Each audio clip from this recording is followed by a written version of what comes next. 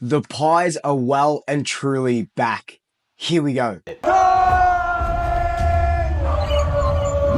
Before we jump straight into it, this episode could not be possible without the support of Swish. If you don't know Swish, you can get personalized videos from a lot of sports stars, but mainly Collingwood stars. Nick Dacos, Jack Crisp, Scott Pendlebury, Steele Sidebottom, all your favorite boys.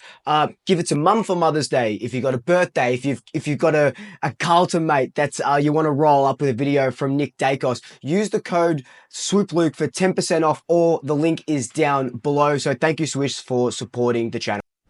The narrative after last week's game against the Giants was too old, too slow, and everything was picked with a fine-tooth comb, mainly because it was only 2 games in the opening round. There was nothing to talk about on Sunday and for the rest of the week, so they talked about us, and I guess rightfully so, because we go over to Giants Stadium, we lose by 50 points, and we just have, like I said, an insipid performance. But I also said that it would probably be an anomaly performance, and it was. Well, for now, we've only got a sample size of 2 games, but to go from a 50-point loss to a 92-point win at the MCG is just absolutely astronomically phenomenal.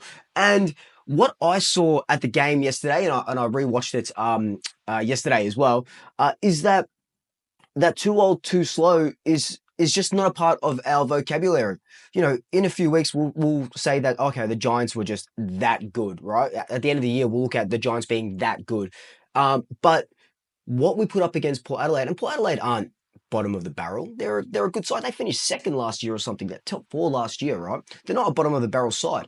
But what we were able to do to them, to stop their run through the middle, to exploit them in the back, to just not have their forwards just have a look at it, was just absolutely insane. Now, against the Giants, we kicked 6 goals for the whole match. We kicked 6 goals for the quarter. Against the Giants, we had, I think it was 39 tackles or something in the 30s tackles. We had close to 20 tackles in the first quarter.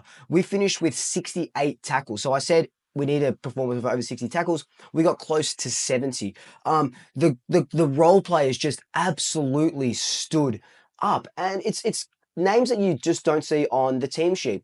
You know, Lockie Schultz had a fantastic game. Probably his best game for the club. His pressure acts, his tackling was just absolutely elite. And yes, he's not going to kick 2 or 3 goals, because that's just not what his role is. And how many times have we been saying that's not what Lockie Sullivan's role is? But people think, oh, he's a forward, he should be kicking 2 or 3 goals a game. He got his 1 goal, but he got his 7 tackles. He got his, you know, whatever it was, a dozen pressure acts. He got, you know, and just the 1%ers that you don't really see. But I was seeing Lockie Schultz tackling in the back line. Like, this guy is just, he works so hard, and you don't really see that on the TV. Membry kicked 4 goals. So we had our Triple M's kick 10 goals combined. I said I want to get them to 100 goals by the end of this season, if they're always working together. So far, collectively, they're on 14 goals in 2 games. So that 100 is looking pretty good, dare I say it. But McStay had his best game for the club, and I think he's thriving in that forward ruck role. And he just looks, at one point he had the most number of clearances on the ground, the most number of score assists on the ground, score involvements on the ground. So this hybrid role that McStay is in is his bread and butter. Who else?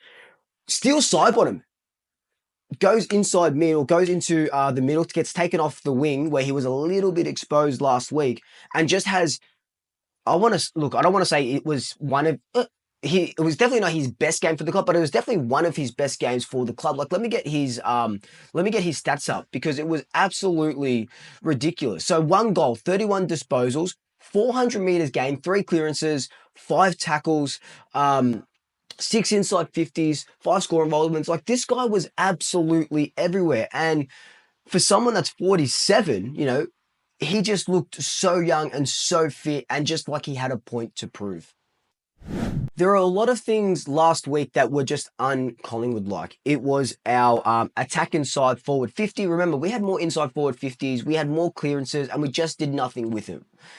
In this game, we lowered our eyes, we were hitting targets, we were taking marks in the forward line where it was giving our forwards the best chance at goal, the best shot at goal. But it wasn't even just that. It was just the speed of this team, the speed and the want and the willingness of this team to run circles around that Port Adelaide team was just crazy, right? And we pretty much did what the Giants did to us last week, where we were getting it out the back. We were getting those handball chains. We scored 8 goals from intercept marks. We scored 10 goals from defensive half handball chains, or defensive half just chains in general. Now that's 18 goals there, which is most of our goals, from the back half, which is what was our bread and butter in 2022, 2023. We went away from it in 2024. But if, Craig McRae and all these coaches and the players are saying that that's what they're trying to get back to. And we saw that yesterday. Definitely didn't see it last week against the Giants, but we saw that last night. And then we see this high pressuring Pies, like 70 odd tackles, the pressure around the ground. You could feel it from in the stands. It wasn't just, Bo McCreary is going for a tackle here. It was 3 players, 2 or 3 players. It was a magpie swarm when they were getting tackled. And this is what we were doing 2022, 2023. We laid our blueprint out already. We're just following it, and it's just getting better. I think everyone started to click, right? Scrap opening round, but everyone has started to click in this game. I thought Darcy Moore probably played his best game for the last, dozen or so games. I thought he did really, really well. He was spoiling everything that was coming out there. He was marking everything as much as he could. He was giving us a little bit of that run, that classic Darcy Moore stuff. And we saw that at training a lot. He was coming into his own. And I think that has a lot to do with Reef McGuinness. Now, Reef didn't have a big game. He had 4 intercept possessions, 2 score involvements, and a couple of marks. Where is it? 6 marks, right? And a couple of tackles.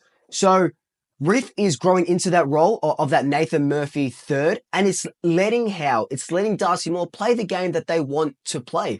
So I said we're going to give Reef McGuinness 5 or 6 rounds before we really assess how he's going. He was a far cry from what he was last week, and so were our defenders. Now they're starting to gel a bit, and I think that also comes down to the inclusion of Dan Houston. Now, in my preview, I said, look, Dan Houston is going to be absolutely amazing for us. And, we've been training with him all summer. He's going to really help off the halfback, but he's probably not going to be that savior guy. Everyone else has to step up. Everyone else did step up, but then the inclusion of Dan Houston, who had 2 marks, 5 tackles, a bunch of score involvements, 10 intercept possessions, and his ball use is absolutely elite. Now, I know Dan Houston as, he ball use of halfback, he runs, he sets up, he kicks a couple of goals. I didn't really know much about his defensive work and his defensive prowess. Yesterday, I was seeing stuff that I didn't know Dan Houston could do. I know he was a really, really good player, but he was dropping back. He was helping the defenders. He was defending, right? I know that sounds stupid, and I know as I'm saying this, it sounds really dumb, but he was more than just a halfbacker who is just running and creating opportunities. He was helping out our defense, and it looked a lot more solid. And that's what happens when you're training with one of the best players in the competition. We'll say whatever it is, top 10, top 15, whatever, top 20, whatever you want to put him in, right?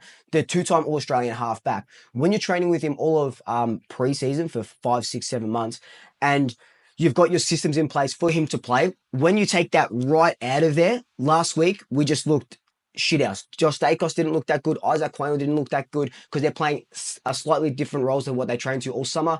You inject Dan Houston into this side, and we just look totally different. Isaac Quayle was running. Josh Dacos had a good game off the half back line. So I can see why the Pies went for Houston so hard. And literally just got him for a bag of chips. Now, Lukosius and Joe Richard will come good for Port Adelaide, 100%. But that's going to be known for years to come as an absolute steal of trade week. One guy I want to mention that hopefully will get his plaudits is Ned Long. Now, Ned Long, I was really upset that Ed Allen didn't play.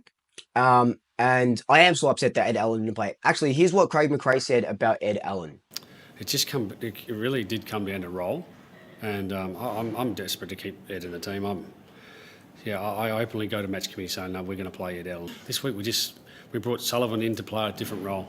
and ultimately it came down to that. And yeah, it's a tough decision too. I sweat on those ones. Those ones they keep me up at night. But it looked like we just wanted to go with the bigger, harder bodies, and that's why Lockie Sullivan came in for a little bit of that grunt. But Ned Long, 7 tackles, 24 disposals, 5 clearances, almost 400 meters gained.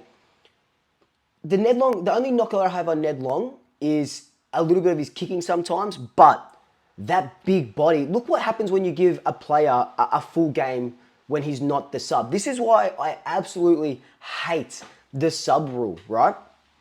Just give it 5 on the bench. You're not giving a fresh player just a quarter and a half. I'm not talking about Pendlebury. I'm talking about, a 4 game or a 5 game. You're giving him that experience, that rotation off the bench. And we're taking Ned Long out of that sub role. And he has career, I don't know if it's statistically a career best, but definitely a career best for Collingwood. Just that big, hard-bodied midfield that we've been missing, especially since we haven't had Mitchell since, Anzac Day last season.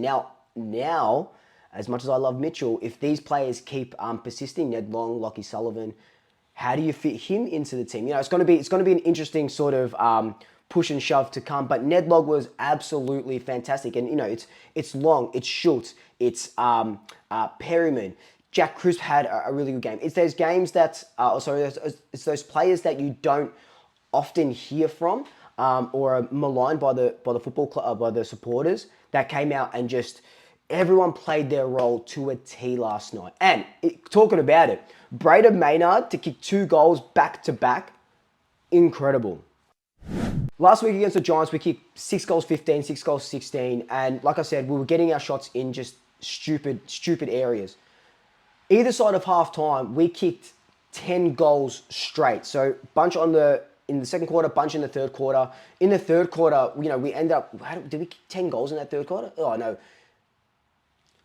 In that third quarter, we kick 7 goals to Port Adelaide's 1 goal. We kicked 5 goals in the last quarter. We were just a goal-kicking machine. And I can't remember a 4-quarter Collingwood performance like this for a long time. Let me know your thoughts down below. When was the last time we had a 4-quarter performance like this? But look, I understand that we can't dish this up every single week because other teams are going to have ways to stop us and ways to stop Nick. And even though he broke his tag pretty well today and yesterday, and he scored a really nice goal and he was helping out and stuff like that.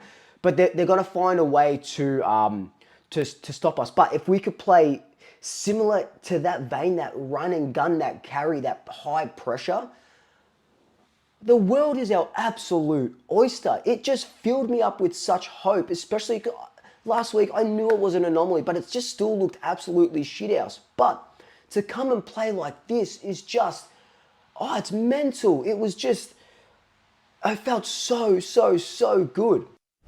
The vibe in the ground and the vibe after the game was just immense. It felt like a performance like this was a monkey off the back, a weight off the shoulders, not just of the supporters, but of the club itself, because they would have been, and Fly said it, they would have been ashamed of how they played.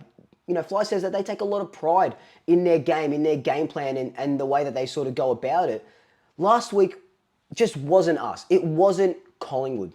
This week, that is Collingwood to a T. That's the 2022 side. That's the 23 side that won us a premiership. We go away from that in 24, injuries, whatnot.